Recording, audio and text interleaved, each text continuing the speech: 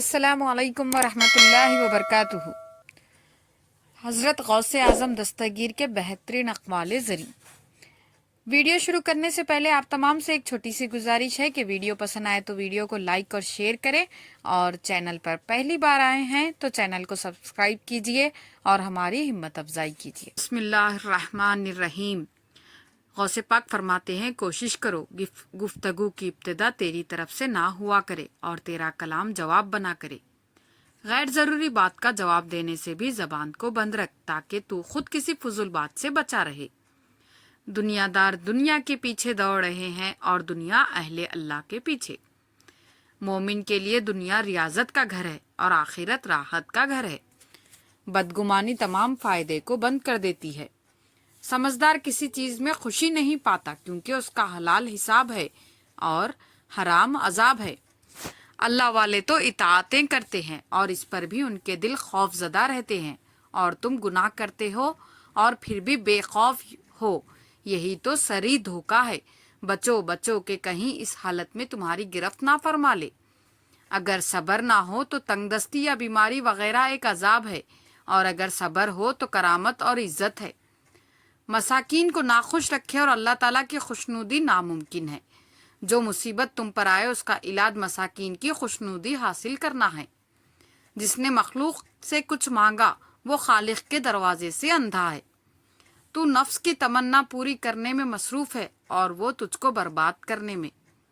غوث پاک فرماتے ہیں، تیری جوانی تجھ کو دھوکہ نہ دے، یہ عنقریب تجھ سے لے لی جائے گی۔ رحمت کو لے کر کیا کرے گا؟ ہر متقی شخص محمد کی آل ہے۔ جس کا انجام موت ہے اس کے لیے کون سی خوشی ہے؟ اپنے دل کو صرف اللہ پاک کے لیے خالی رکھ اور اعضاء کے ساتھ بال بچوں کے لیے معاش میں مصروف رہے کہ یہ بھی تعمیل حکم ہے۔ موت کو یاد رکھنا نفس کی تمام بیماریوں کی دوا ہے۔ غوث پاک فرماتے ہیں، عبادت عادت ترک کرنے کا نام ہے، نہ کہ عبادت کو عادت بنا لینے کا۔ غوث پاک فرماتے ہیں، جو نفس کو درست کرنا چاہے تو وہ اس کو سکوت اور حسن ادب کی لگام دے۔ غوث پاک فرماتے ہیں، اللہ پاک اپنے بندوں سے قرض طلب کرتا ہے اور اس کے قاصد سائل لوگ ہیں۔ غوث پاک فرماتے ہیں، اسباب در حقیقت حجاب ہے کہ ان کی وجہ سے ہر دروازہ بند نظر آتا ہے۔ مومن کو نیند کرنا زیبا نہیں جب تک اپنا وصیت نامہ اپنے سرحانے نہ رکھ لے۔ غوث پاک فرماتے ہیں، مکانوں کے بنانے میں عمر ختم کر رہا ہے، بسیں گے دوسرے، حساب دے گا تو۔ غوث پاک فرماتے ہیں، اے ابن آدم، اللہ پاک سے اتنا تو شرما جس قدر تو اپنے دیندار پڑوسی سے شرماتا ہے۔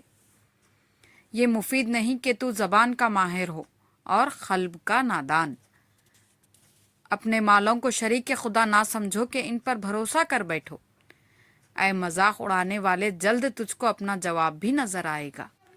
اے منافقوں، عنقریب تم عذاب الہی کو دنیا و آخرت میں دیکھو گے۔ تیرا عمل تیرے عقائد کی دلیل ہے اور تیرا ظاہر تیرے باطن کی علامت ہے۔ مخلوق کی طرف منہ کرنا اللہ تعالیٰ کی طرف پیٹ کرنا ہے۔ ہماری یہ ویڈیو پسند آئے تو ویڈیو کو لائک اور شیئر کرنا نہ بھولے۔ جزاک اللہ۔